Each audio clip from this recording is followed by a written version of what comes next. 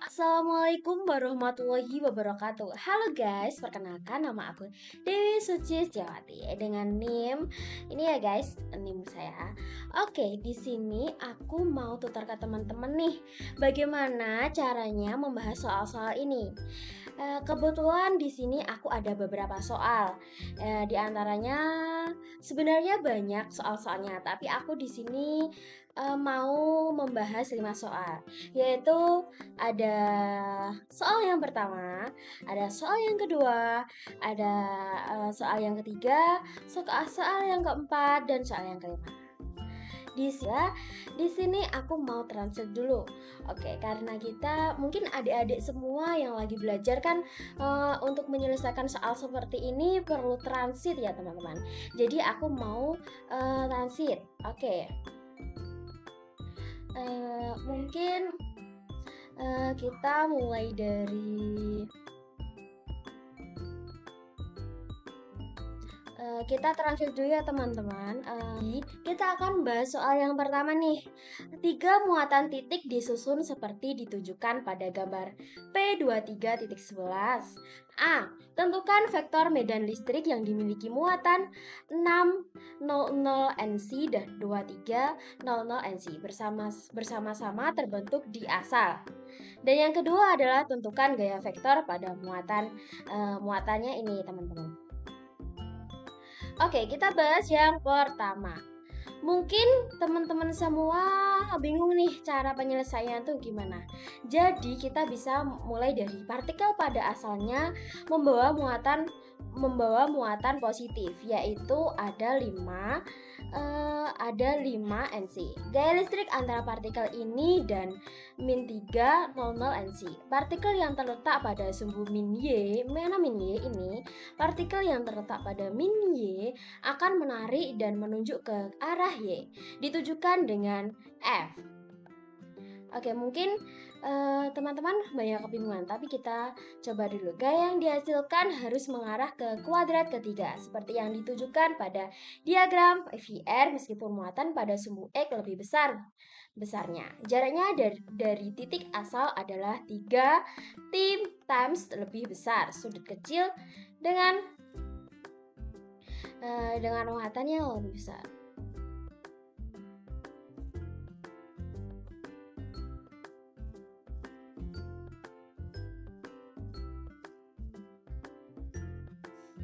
Iya teman-teman. Terus dari diagram dalam ANS gambar 2 gaya tegak lurus dari komponen ini kita juga bisa menentukan nih. Jadi yang pertama-tama kita tuh harus menentukan fx sama dengan berapa dulu ya teman-teman ya. Ini ya teman-teman. Terus di sini gimana? Ini tuh datangnya dari mana? Ini tuh datangnya dari rumus yang kita dapat dari gambar tersebut. Fx sama dengan min F6 sama dengan 8 kali 8,99 kali 10 pangkat 9 N kali M kuadrat per C kuadrat. Oke, ini ditentukan dari gambar ini ya teman-teman. Oke, yang selanjutnya kita hitung lagi nih, gimana nih caranya penyelesaiannya. Oke, kakak bantu. Mungkin kita bisa mulai dari perhitungannya dulu. Nah, seperti ini. Terus kita ini kan dari gambar ya teman-teman. Terus kita mau menyelesaikan tugasnya tadi. Apa sih tugasnya? Yang pertama itu tentukan vektor medan listrik yang dimiliki muatan segini bersama-sama terbentuk di asal. Dan B adalah tentukan gaya vektor pada muatan. Oke, yang pertama kita mungkin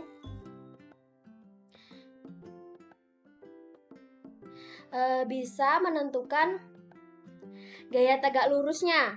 Gaya tegak lurus sehingga besarnya resultan adalah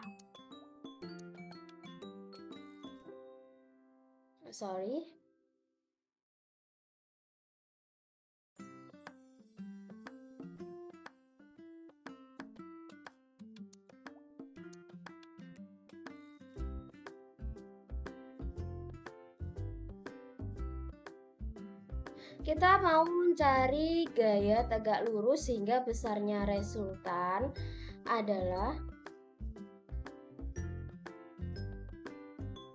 gaya tegak lurus sehingga besarnya resultan adalah FR sama dengan akar dalam kurung F6 kuadrat ditambah F3 kuadrat sama dengan 1,38 kali 10 pangkat min 5. Selanjutnya kita beralih ke pertanyaan yang kedua nih teman-teman, yaitu besarnya sudut resultan adalah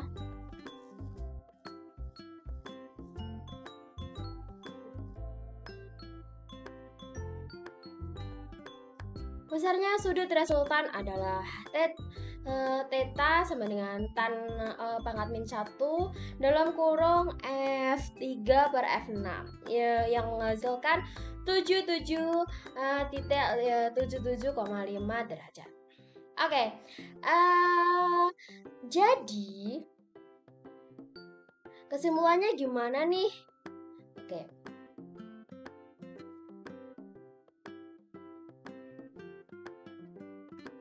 Jadi, gaya yang dihasilkan berada di kuadran ketiga, jadi arahnya adalah 77,5 derajat bawah di sumbu X. Oke, ini udah kita menyelesaikan soal yang pertama nih teman-teman. Yang selanjutnya aku mau beralih ke soal yang kedua. Oke, di sini kan ada soal yang kedua yaitu rot bla bla bla bla. Di sini bisa teman-teman lihat untuk memudahkan, biasanya untuk memudahkan cara kita menyelesaikan soal tuh aku pakai cara translate ya teman-teman. Jadi kita bisa mentranslitnya. Kalau saya pribadi akan saya translate seperti ini. Apa nih artinya? Oke, artinya tuh kayak gini. Kita translate dulu. Batang sepanjang 14,0 cm diisi secara seragam dan memiliki total muatan 222,0 mc. Menentukan A besarnya dan B arah medan listrik sepanjang sumbu batang pada titik 36,0 cm dari pusatnya. Oke, caranya gimana sih? Kita bisa beralih ke besarnya medan listrik di sepanjang sumbu batang pada titik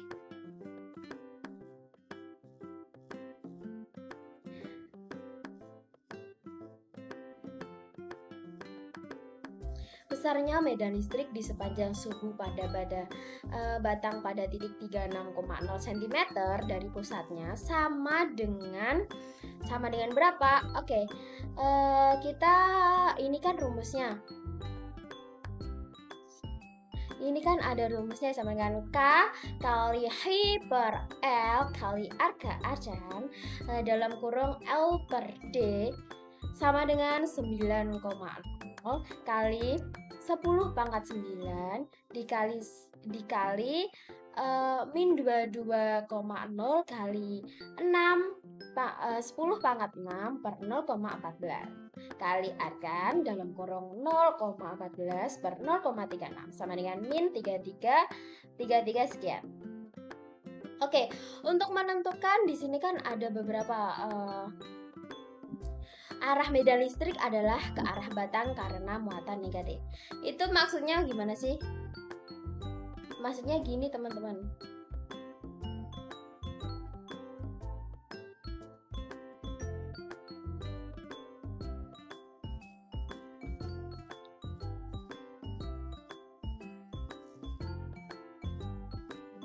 Arah medan listrik adalah berapa? Ya, pertama identifikasi variabel. Total biaya H sama dengan min 22 kali 0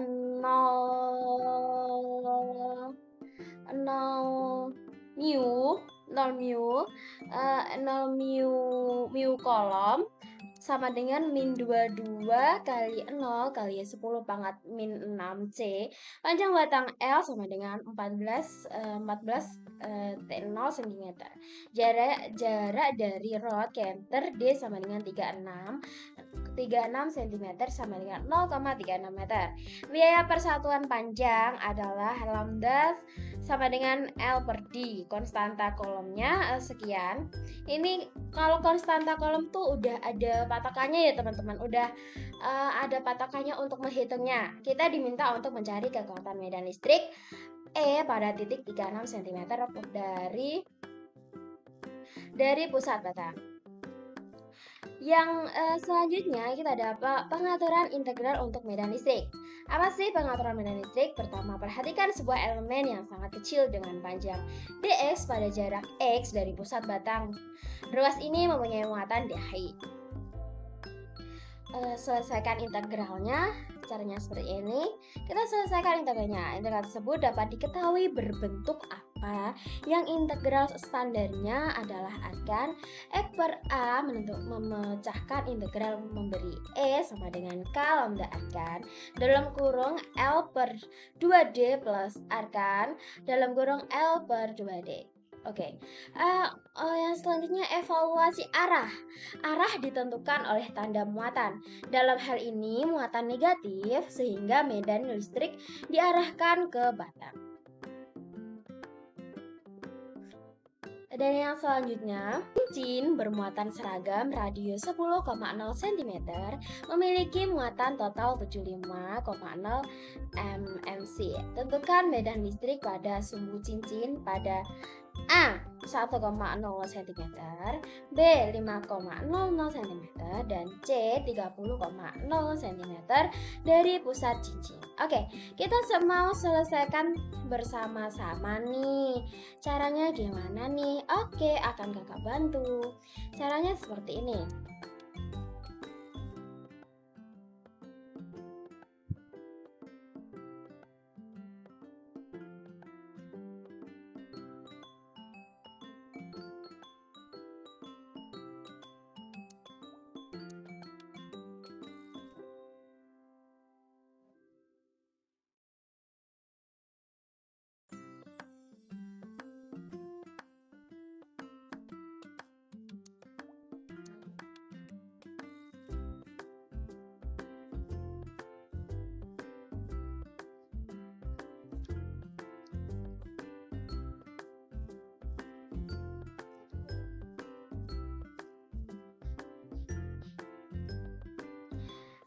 Untuk penyelesaiannya kita bisa tentukan dulu jari-jarinya ini.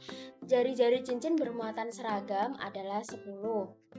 Ada 10 cm, 10 cm. Dan total muatan pada cincin adalah 750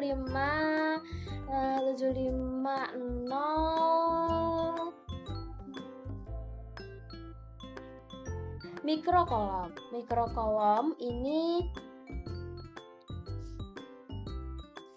Mikrokolom ini sama 10 cm. Dari hukum Coulomb, rumus untuk menghitung medan listrik pada jarak berapapun pada sumbu karena cincin bermuatan. Jadi di sini kakak pakai rumus E sama dengan KE X I. Ini rumusnya ya teman-teman.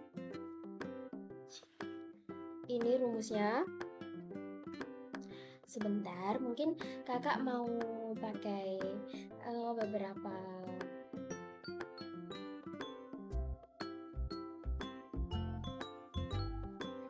ini rumusnya.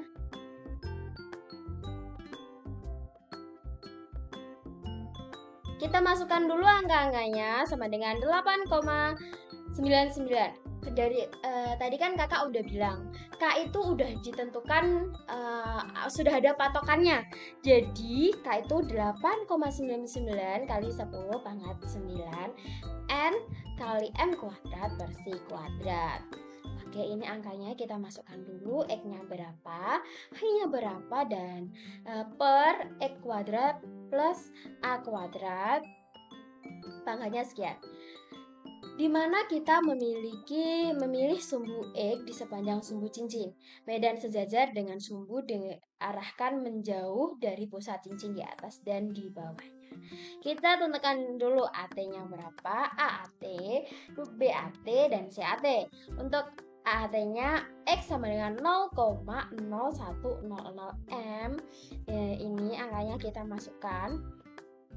E sama dengan 6,64 kali 10 pangkat 6 sama dengan 6 kali 64. Yang kedua ada 0,0500. E sama dengan 241 kali 10 pangkat 7 sama dengan 2 kali 41 sekian, dan ini sekian. Jadi udah jawabannya gini. Jawabannya ini ya teman-teman.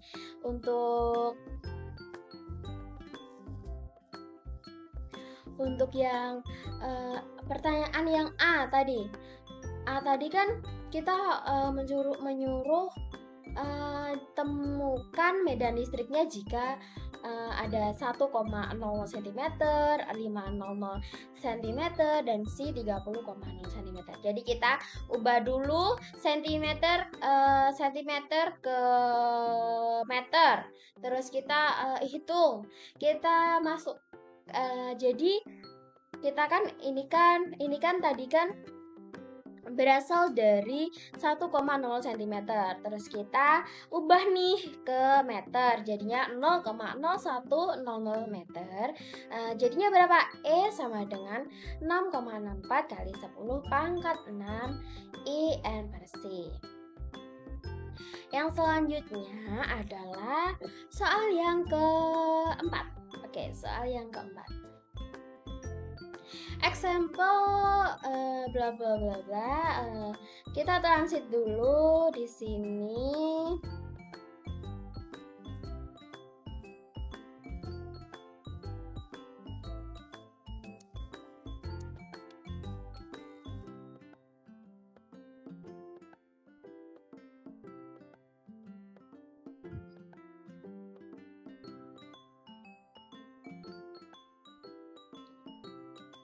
Jadi untuk langkah apa yang akan kita lakukan?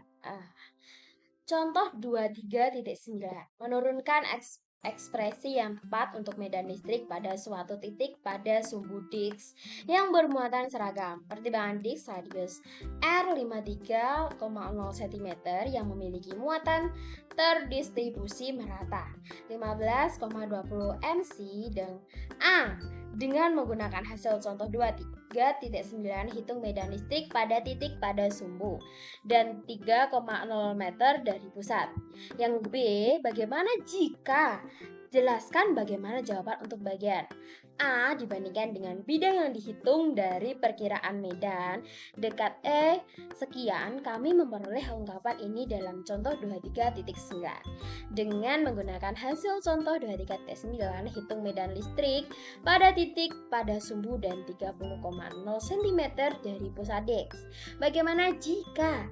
Jelaskan bagaimana jawaban bagian C compares dengan medan listrik yang diperoleh dengan memperlakukan Dix sebagai partikel bermuatan 15,20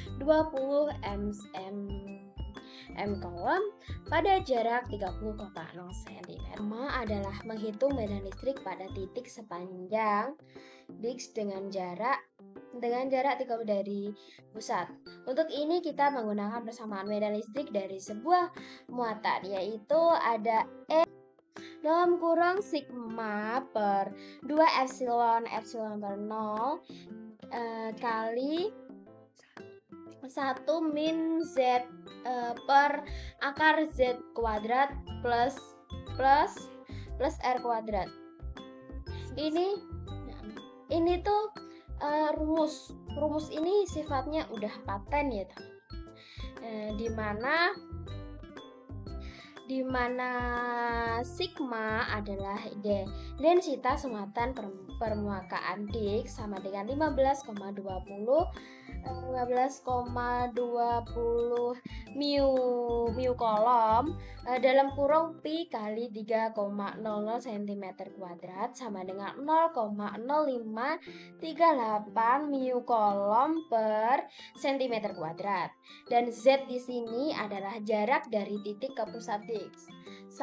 Z di sini mohon maaf, ZA adalah jarak dari titik ke pusat Dix sama dengan 0,30 cm dan R adalah jarak Dix sama dengan 3,00 cm.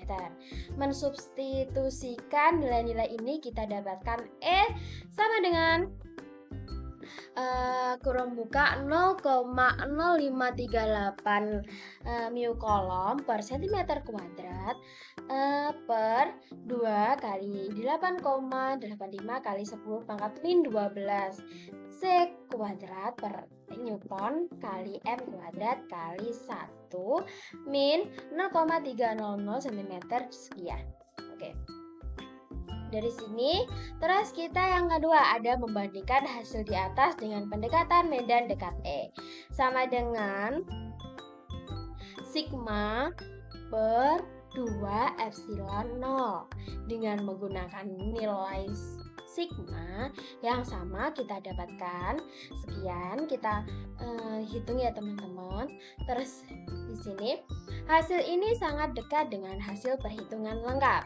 Ini menunjukkan bahwa untuk jarak yang dekat dengan Dix, pendekatan medan dekat cukup akurat. Hal ini karena pada jarak yang dekat, distribusi muatan pada Dix dapat dianggap seragam, sehingga pendekatan medan dekat memberikan hasil yang hampir sama dengan perhitungan lengkap. Terus ada menghitung medan listrik pada titik sepanjang sumbu X dengan jarak.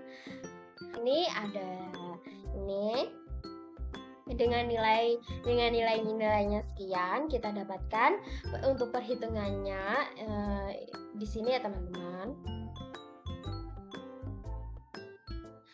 Untuk langkah yang keempat, kita kan disuruh membandingkan dengan pendekatan partikel titik menggunakan hukum kolom.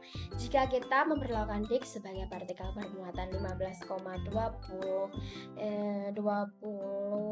mu kolom pada jarak tertentu 30,0 cm, maka medan listriknya itu dapat dihitung. Caranya gimana? Caranya adalah E sama dengan dalam kurung 1/4 Pi epsilon 0 dikali 15,20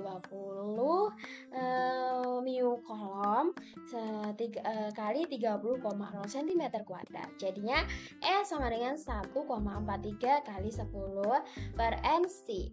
Oke, hasil ini sedikit berbeda dengan hasil perhitungan lengkap ya teman-teman. Perbedaan ini disebabkan karena pendekatan partikel titik tidak menghitung distribusi muatan pada Dix secara akurat. Semakin jauh jarak Dix, semakin besar perbedaan antara hasil pendekatan partikel titik dan hasil perhitungan lengkap. Oke, mungkin kan adik-adik semua kan pinter-pinter nih, jadinya dari kurangnya penjelasan kakak tuh jadi adik-adik udah paham kan. Di sini kan kita juga masih belajar ya kakak-kakak semua. Oke, kita beralih ke soal yang terakhir. Soal yang terakhir itu gimana? I uniformly set unsilation rod element bla bla bla bla. Seperti biasa, kita translate dulu nih. Ini maksudnya soal ini tuh apa sih, Kak? Mungkin kan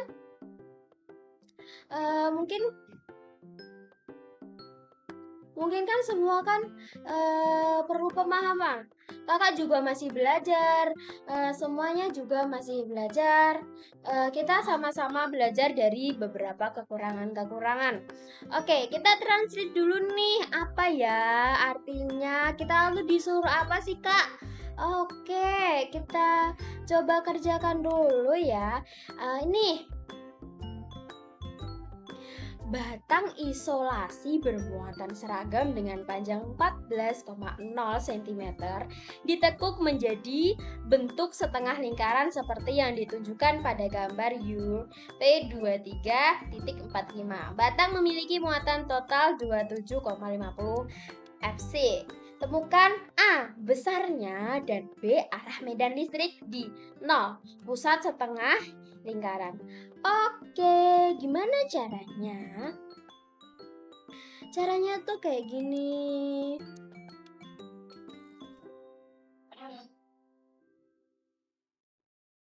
Mohon maaf sedikit rame ya teman-teman, soalnya emang keadaannya seperti ini.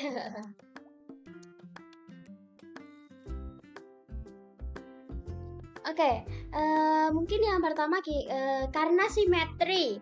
F ini EY sama dengan integral DEY sama dengan 0, dan EX sama dengan min integral DE sin theta min KE integral DH sin theta per R kuadrat, di mana DH sama dengan lambda ds sama dengan lambda r d theta. Komponen EX negatif karena muatan Hi sama dengan min 750